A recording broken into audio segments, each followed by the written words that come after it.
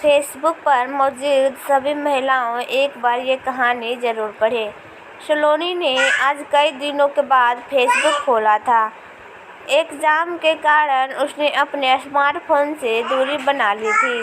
Facebook open हुआ तो उसने देखा कि 35-40 फ्रेंड रिक्वेस्ट पेंडिंग में पड़ी है।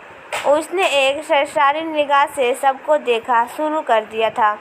तभी उसकी नज़र एक लड़के की रिएक्टर पर ठहर गई। उसका नाम राज शर्मा था। लड़का स्मार्ट और हैंडसम दिख रहा था। अपने डीपी में सलोनी ने जिज्ञासा उसके बारे में पता करने के लिए उसकी प्रोफाइल खोल रखी थी, तो वहाँ पर उसने एक से बढ़कर एक रोमांटिक शायरी और कविता पोस्ट की हुई थी। उन्हें पढ़कर वो इम्प्रेस हुई बिना नहीं रह गई और उसने राज की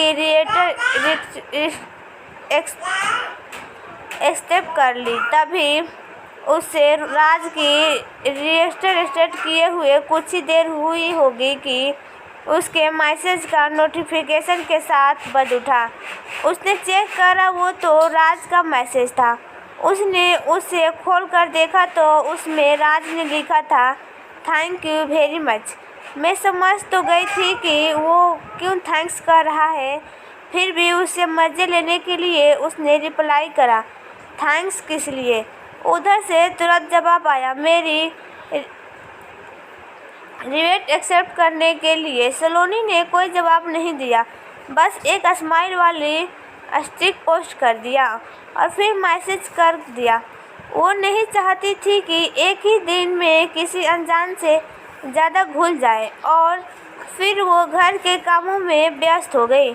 अगले दिन उसने अपना फेसबुक खोला तो उसे राज के मैसेज नज़र आए। राज ने उसे कई रोमांटिक कविताएं भेज रखी थी। उन्हें पढ़कर उसे बड़ा अच्छा लगा। उसने जवाब में फिर से स्माइल वाली स्टिकर सेट कर दिया। थोड़ी देर में ही राज का रिप्लाई आ गया। वो उससे उसकी सबसे हॉबीज के बारे में पूछ रहा था। सलोनी ने राज को अपना संक्षिप्त परिचय दिया।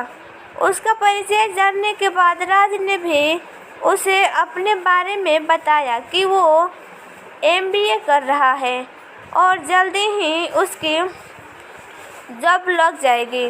और फिर इस तरह से दोनों के बीच चैटिंग का सिलसिला चल रहा था। सलोनी की राज से दोस्ती हुई अब तक 1.5 महीने हो चुका था। सलोनी को अब उसके मैसेज का इंतज़ार रहने लगा था। जिस दिन उसकी राज से बात नहीं हो पाती थी तो उसे लगता जैसे कुछ अधूरापन सा है। राज उसकी ज़िंदगी की आदत बनता जा रहा था। आज राज फिर सलोनी राज से चैटिंग कर रही थी। इधर उधर की बातें होने के बाद राज ने सलोनी से कहा, यार हम कब तक यूं सिर्फ फेसबुक पर बातें करते रहेंगे। यार मैं तुमसे मिलना चाहता हूँ, प्लीज़ कल मिलने का प्रोग्राम बनाओ ना। सलोनी खुद भी उससे मिलना चाहती थी और एक तरह से उसने उसके दिल की ही बात कह दी, लेकिन पता नहीं क्यों वो उससे मिलने से डर रही थी। शायद अनजान होने का डर था कि वो सलोनी ने यही बात राज से कह दी। अरे यार इसलिए तो कर रहा हूँ कि हमें मिलना चाहिए। जब हम मिलेंगे तभी तो एक दूसरे के बारे में जानेंगे। राज ने उसे समझाते हुए मिलने की जिद की। अच्छा ठीक है, बोलो कहाँ मिलना है, लेकिन मैं ज़्यादा देर तक नहीं रुकूंगी यहाँ। सलोनी ने बड़ी मुश्किल से उसे हाँ की। ठीक है, तुम जितनी देर रुकना चाहो रुक जाना, राज ने अपने खुशी छिपाते हुए उसे कहा और फिर वो सलोनी को उस जगह के बारे में बताने लगा जहाँ उसे आना था। अगले दिन शाम को 6 बजे शहर के कोने में एक सुनसान जगह पर एक पार्क, जहाँ पर सिर्फ प्रेमी जोड़े ही जाना पसंद करते थे, शायद एकांत के कारण राज ने सलोनी को वहीं पर बुलाया था। थोड़ी देर बाद ही सलोनी वहां पहुंच गई। राज उसे पार्क के बाहर गेट के पास अपनी कार से पीठ लगाकर खड़ा हुआ नजर आया। पहली बार उसे सामने देखकर वो उसे बस देखती ही रह गई। वो अपनी फुटेज से ज़्यादा स्मार्ट और हैंडसम था। सलोनी को अपनी तरफ देखता हुआ देखकर उसने उसे अपने पास आने का इशारा करा। उसके इशारों को समझकर वो उसके पास गई और मुस्कुराकर बोली, हाँ अब बोलो, मुझे यहाँ किस लिए बुलाया है? अरे यार, क्या सारी बात यहीं सड़क पर खड़ी करोगी? आओ कार में बैठकर बात करते हैं। फिर सलोनी ने राज ने उसे कार में बैठाने का इशारा करके कार का पिछला गेट खोल दिया। उसकी बात सुनकर सलोनी मुस्कुराते हुए कार में बैठने के लिए बढ़ी। जैसे ही उसने कार में बैठने के लिए अपना पैर अंदर रखा तो उसे वहां पर पहले से ही एक आदमी बैठा हुआ नजर आया। शक्ल से वो आदमी कहीं से भी शरीफ नजर नहीं आ रहा था। सलोनी के बढ़ते कदम ठिठक गए।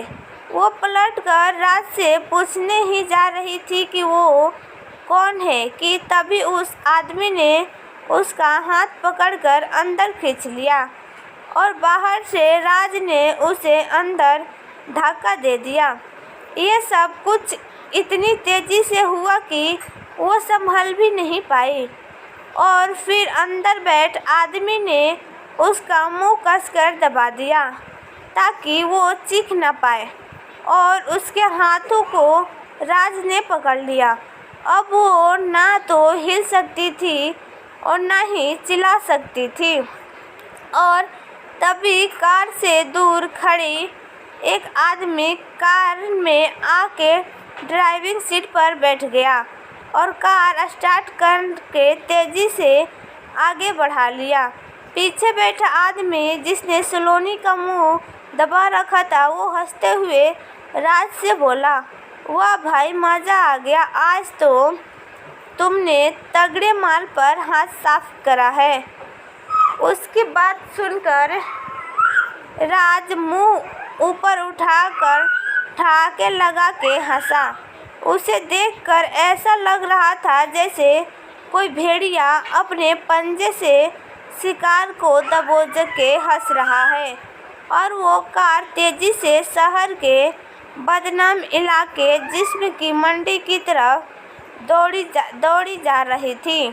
ये सलोनी की कहानी उन लड़कियों जैसी है जो सबको सबक देती है, सोशल मीडिया से अनजान लोगों से दोस्ती कर लेते हैं और अपनी ज़िंदगी गंवा लेते हैं।